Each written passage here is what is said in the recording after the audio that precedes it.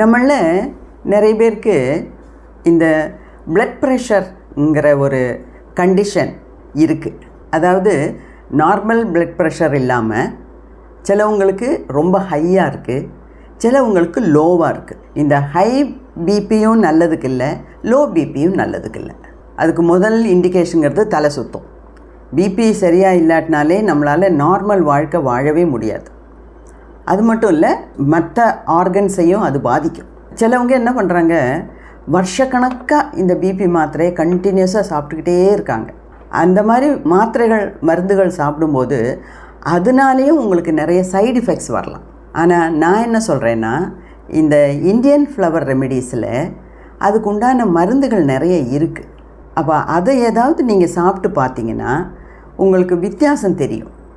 உங்களுக்கு நல்ல வித்தியாசம் தெரிஞ்சதுன்னா அதை கண்டினியூஸாக நீங்கள் சாப்பிட்டு கம்ப்ளீட்டாக இந்த பிரச்சனையிலேருந்து மீண்டு வரலாம்.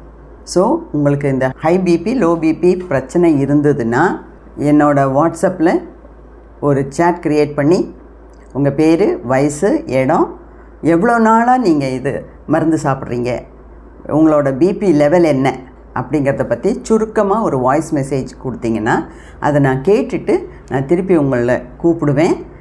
உங்களோட கன்சல்ட் பண்ணிவிட்டு என்னெல்லாம் மருந்து சாப்பிட்லாம், எவ்வளோ நாள் சாப்பிட்லாம், அதை பற்றியெல்லாம் டீட்டெயிலாக சொல்லி விளக்கி உங்களுக்கு மருந்தும் தர்றேன். கொஞ்ச நாள் சாப்பிட்டு பாருங்கள். அதுக்கு அடியோடு மாறுச்சுன்னா அதை நல்லது தானே இல்லையா?